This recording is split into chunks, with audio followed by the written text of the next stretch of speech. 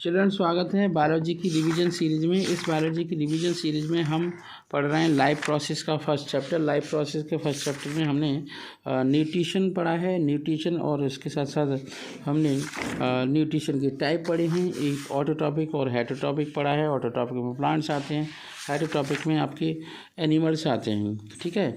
और ये आपका जो हेटरोटॉप्स है वो 3 टाइप के होते हैं, सेप्रोटाइपिक और पैरासाइटिक और आपका होलोजाइगोट। और क्लोरोफिल की ज़रूरत क्यों होती है, कैसे फूड बनता है, फूड जब ज़्यादा बन जाता है तो कैसे स्टोर हो जाता है स्टार्च के फॉर्म में, और हम इस स्टार्च को कैसे मतलब पता लगाएं कि प्लांट के अंदर बनता है।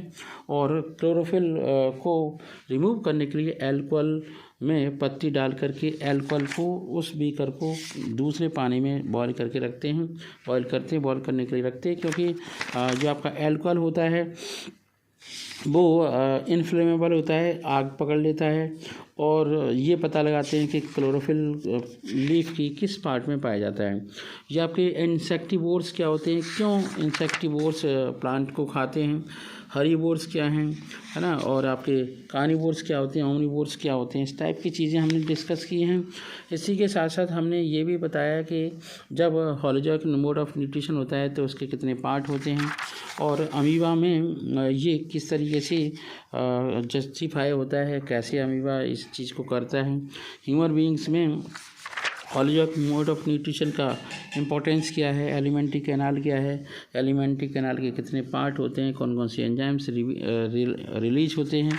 इसी के साथ हमने ये भी देखा है कि जो आपकी एलिमेंट्री कैनाल होती है उसके कितने पार्ट होते हैं। स्मॉल एलिमेंट्री कैनाल और इंटेस्टाइन और लार्ज इंटेस्टाइन में क्या डिफरेंस है, एसिमिलेशन क्या होता है ना, और इजेशन क्या है, और इसी के साथ साथ दांतों की रक्षा कैसे करें, ये सब हमने डिस्कस किया है।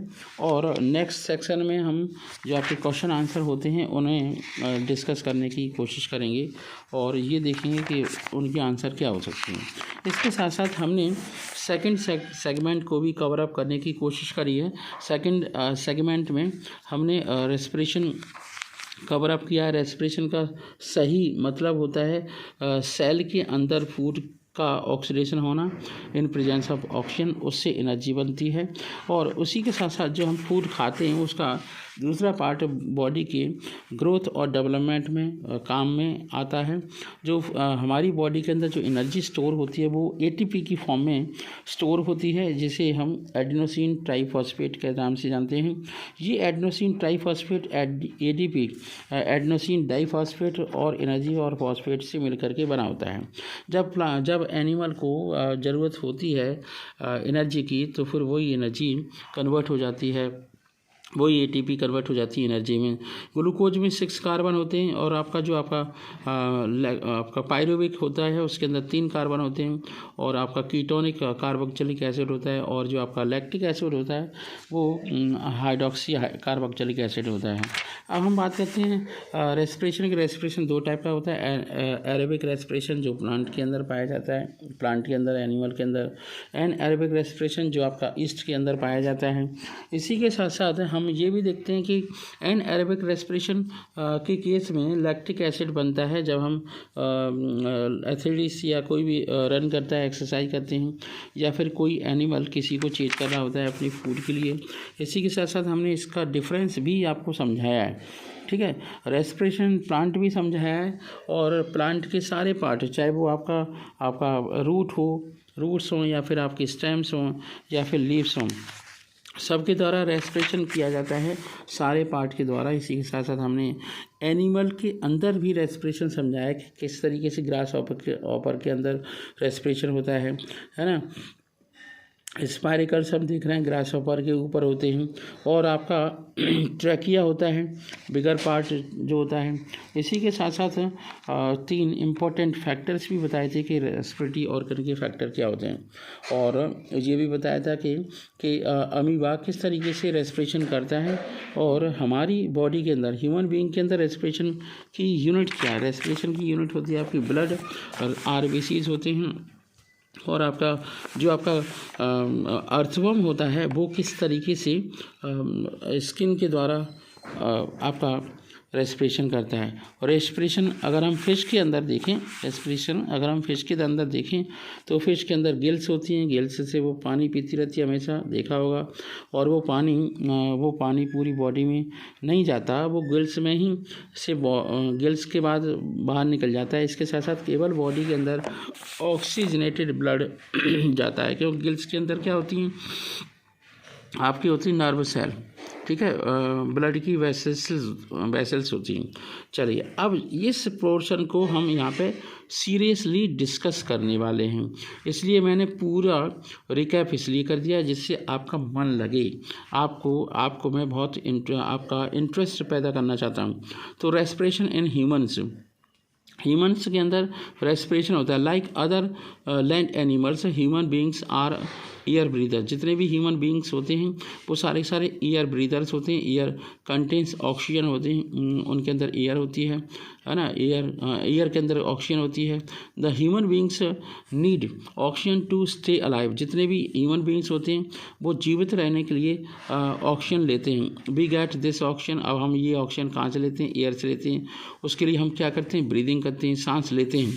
The oxygen help to break down. और यही ऑक्सीजन जो हम खाना खाते हैं डाइजेस्ट हो जाता है लिम्फेटिक कैनाल के द्वारा और एब्जॉर्ब होकर के ब्लड के द्वारा सेल्स में पहुंच जाता है। उसी फूड के द्वारा, ग्लूकोज के द्वारा, है ना, एनर्जी का रिलीज होता है। किसकी प्रेजेंस में? ऑक्सीजन के प्रेजेंस में। This energy is used for, अब जो एनर्जी बनती है हमारी बॉडी के अंदर तो वो हम अपनी लाइफ को सर्वाइव करने के लिए यूटिलाइज करते हैं। बाकी का बचा हुआ फूड है वो हमारी बॉडी की ग्रोथ के लिए, प्रोटीन के सिंथेसिस के लिए यूटिलाइज होता है। The process by which energy is released from food in our body is called respiration. तो हमने जो खाना खाया था, फूड था, उसके द्वारा एनर्जी का रिलीज होना सेल के अंदर होता है रेस्पिरेशन। और ये दो पार्ट में कंप्लीट हो पाता है। एक होता है ब्रीदिंग, दूसरी होती है आपके सेलुलर रेस्पिरेशन। बिना दोनों कोऑर्डिनेशन के किसी भी कीमत पर रेस्पिरेशन की प्रोसेस को कंप्लीट नहीं किया जा सकता। Carbon dioxide and water are the two byproducts of respiration. The process of respiration takes place inside the cells of our body. Okay, it involves our respiratory system. The function of respiratory system is to breathe in oxygen for respiration, producing energy from food, and to breathe out carbon dioxide produced by respiration. तो ये respiration के द्वारा बनता है। इसके साथ साथ the breathing और organs of human beings are lungs. जितने भी ब्रीदिंग ऑर्गन्स होते हैं वो तो आपके लंग्स होते हैं। अब हम इन लंग्स को देखते हैं तो ये दो साइज में, संख्या में होते हैं लंग्स इन 2 नंबर। देख रहे हैं आप, ये इंटरनल आपका ग्राफ लिया गया है और ये आपका बाहर एक्चुअल में है, रियल में। तो the gases exchange between blood and air are oxygen and carbon dioxide. We will now describe the human respiratory system in detail. ठीक है, before we go further describe the human respiratory system in detail, it is necessary to learn the process of breathing. Breathing को पहले समझो। मैं पहले ही कह चुका हूँ कि रेस्पिरेशन को करने से पहले ब्रीदिंग को समझो। We can live without food and water for many days, but we cannot live with by air। मतलब 1 मिनट के लिए भी नहीं हम जीवित रह सकते। This is because air is a necessary for breathing. इसलिए हमें एयर की बहुत ज़्यादा आवश्यकता होती है। During breathing we take air into our lungs. हम ब्रीदिंग के टाइम पे लंग्स में एयर लेते हैं through the nose and then expel it. मतलब नाक से सांस ली और वो अंदर चली जाती है। The ordinary air which we take into the lungs is rich in oxygen. इसमें ऑक्सीजन की मात्रा काफ़ी ज़्यादा होती है। Air expelled from the lungs is rich in carbon dioxide. जब हम सांस को बाहर छोड़ते हैं उस सांस के अंदर कार्बन डाइऑक्साइड की मात्रा परसेंटेज ज़्यादा होता है comparison to oxygen.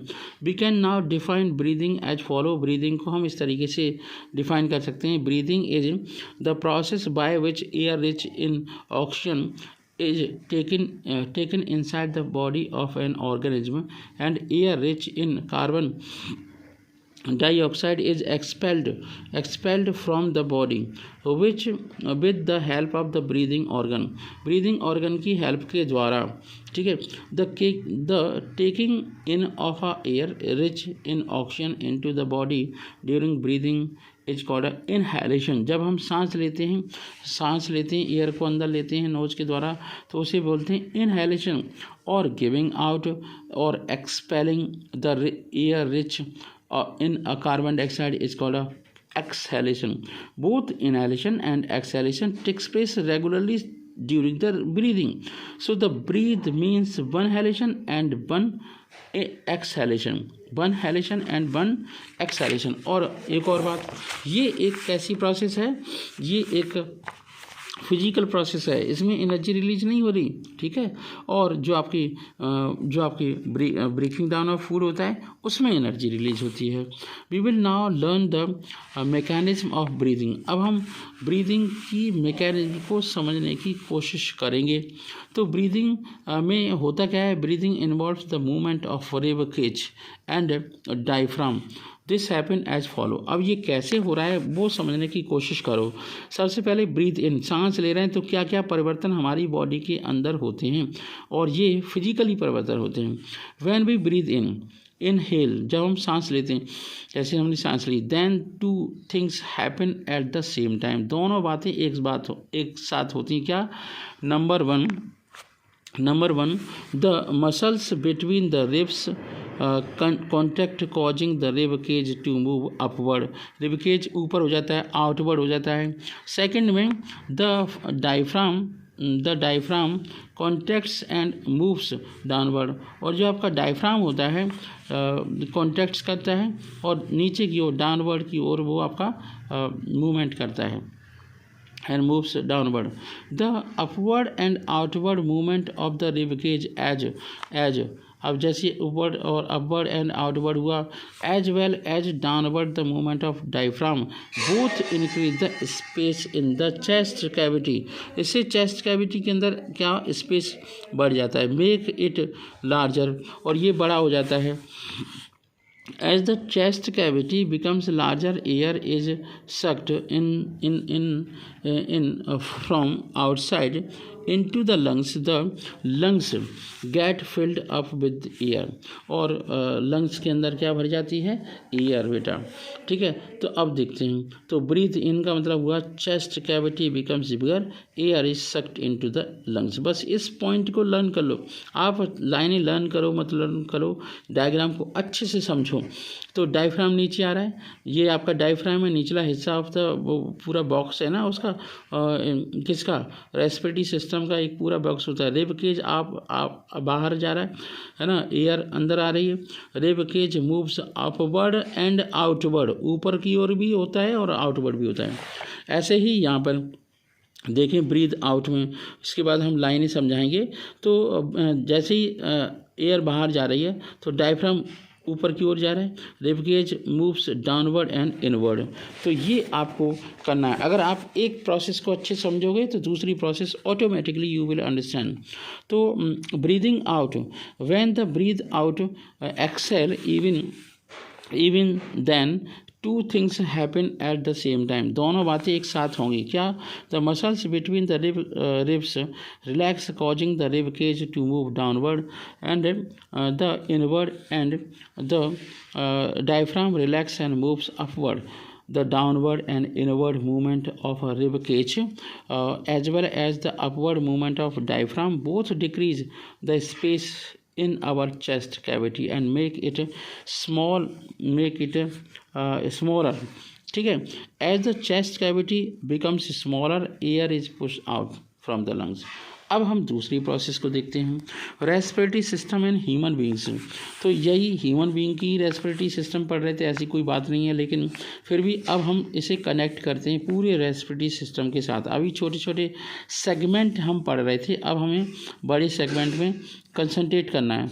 In human beings many अब हम देखते हैं, थोड़ा सा ऐसा करते हैं, हम दूसरा वीडियो बनाते हैं। तो respiratory system in human beings और मैन का अलग वीडियो बनने वाला है, इसे आप इसी वीडियो के डिस्क्रिप्शन बॉक्स में मैं उसका लिंक दूंगा। थैंक यू सो मच, मिलते हैं नेक्स्ट वीडियो में।